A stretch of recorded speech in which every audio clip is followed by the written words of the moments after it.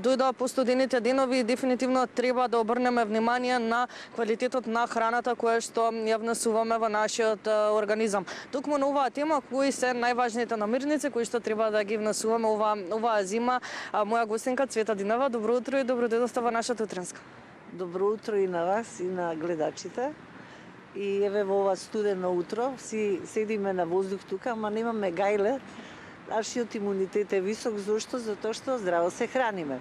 Добро, малку шеговито, нели? Периодов на година веќе нормално и треба да биде постудено и уште постудено од денешниот ден. Меѓутоа, нели, климата се смени и тоа е што е. Имаме страшни промени на температурата, а тоа е и причина повеќе да се доаѓа до пад на имунитетот. Како да си го сочуваме имунитетот и својот и на децата и на било кого, со помош на исхраната е сега овие неколку минути ќе дадам неколку предлози, па би било фино истите да се испочитуваат, за да, нема настинки. Како би речете, 2 недели си била дома болесна, болничка и така. Зошто? Затоа што утрото како го почнуваш, како рече, со кафенце. Сега тоа кафенце на гладно, вика, телото ти вика, немој туку, наутро еве, да почнеме со доволно свежо овошје, кое што е автентично за нашето поднебје во ова време, а тоа се јаболките пред се и секако било кое друго овошје. Наутро лимонце еден со рибино масло, една супена лажица, 3 до 4 живи јајца, препелица да се испијат, јаболкото да се изеде, круша да се изеде, банана нека се изеде, портокал, мандарина, што и да е, да внесеме многу чиста биоактивна енергија и биогена енергија преку јајцата. Мед може да се стави во одцедениот сок и така натаму. И потоа писи кафенце, јас немам ништо против, јас го пијам, ама првично дај му на телото она што му треба, чистач и силна енергија во старт на денот. Кога јас така ќе го стартувам денот, верувај ми, организмот е фул со одбранбени сили да се спротистави на бактерии, на вируси, на ниски, високи температури, на промени на температури и така натаму. Значи, буквално апелирам наутро денот да се почне со свежа храна. Еве сега нема се мисле кај што немаат добри миксери, блендери и така натаму. Едно смути, модерно кажано, или овошна каша. Во која ќе се стави повеќе видови на овошје, јаболко задолжително да има, нека има и банана, немам ништо против, лимон исцедено внатре, некое чија семе, семки од тиква ставени, некое бадемче внатре, јајца од препелица внатре и се добива една овошна каша, страшно силен бустер за да го почнеме денот. Сакав да ве прашам исто, во зима имаме и недостаток на витамин Д. Која храна е богата со витамин Д? Д-витаминот го добиваме и преку рибиното масло што го спомнав да го пиеме. Згоре на тоа рибата има многу Д-витамин и јас за повозрастната популација предлагам да прима и суплементација, капки Д3 витамин, Д со К2 и така натаму, би било фино таа комбинација, затоа што К2 го насочува Д-витаминот да влезе точно кај што треба, а тоа е во коските, во она ткиво каде што е страшно потребен калциумот и магнезиумот врзани 2:1. Тоа е координатор Д-витаминот за нашите коски. Значи, од храната што е тоа што треба да применуваме, од оној бустер наутро кога ќе го земеме, со овошје, јаткасто овошје, суво овошје. Значи сите видови на овошје. Не случајно имаме сега суви смокви, суво грозје. Сето тоа мајка природа го дава за да ние во овие денови не можам јас да имам свежа смоква, така, ама во сува форма ја имам, таа може да се суши. Има одредени овошја кои кога ќе се исушат се храна за овој зимски период.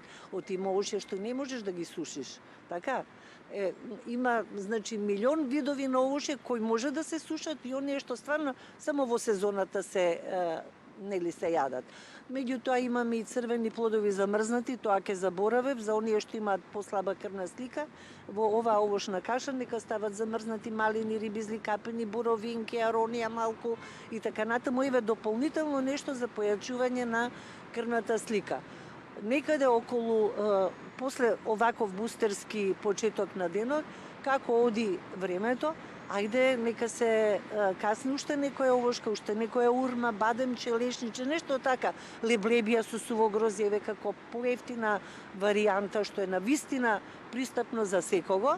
И некаде околу 12 часот, кога е време за ужина, пауза, обично на работа се прави, некоја храна која што исто така ќе биде издржана, во смисол на тоа да ти даде енергија и добра концентрација, не да те патосира да не можеш да работиш после тоа, како што се цело време овие буреци, банички, не знам, Потешка пици, храна.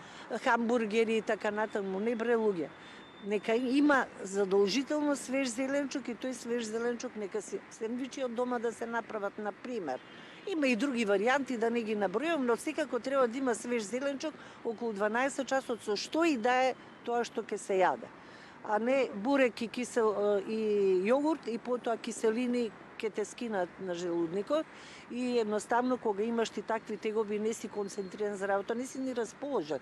Да, во моментот ти е кеп, дури си јадеш тука збордан, ама после тоа проблемите следат. И од ручеци, се она што го имаме во наше поднебје, во моментот тоа е гравчето, да не заборавиме, барем еднаш во неделата. И тоа е јака храна, храна што навистина дава добар имунитет. Грав, леќа, грашак, борани, јас во моите програми додавам во овие манџички, да речам, и хелда и просо, безглутенски псевдожитарки, секоја има страшна своја улога. Просото е алкализатор, единствено нешто што не ја менува својата алкалност и по термичка обработка, тоа е просото. Се смета за феномен од храната, а хелдата за овој период на годината е невидена житарка која треба на дневно ниво да се користи. Зошто? Затоа што хелдата е полна енергија и сега ние што мислат има убава линија да имаат, кога ќе стават хелда во манџички, те јадат мала количина, а се најадени. Тоа е заслуга на хелдата, која што е автентична за една Словенија, за Полска, за Русија и така натаму. На самиот крај, со оглед на тоа дека веќе ни е кратко времето, сакам накратко да кажам колку е важен и внесот на омега-3. Исто, па, што е тоа рибиното масло? Зошто го нагласувам јас тоа рибино масло наутро?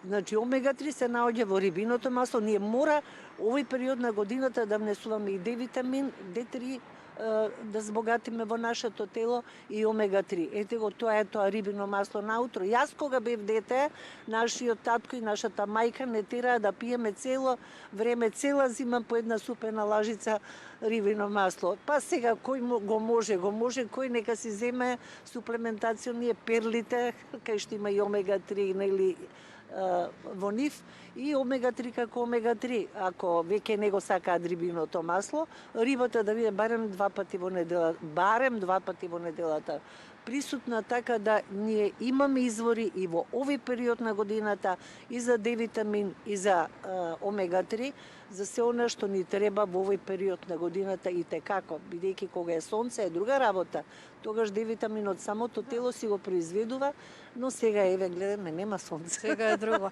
Ви благодарам многу за сите овие совети. Молам, повелете и друг пат. Благодарам.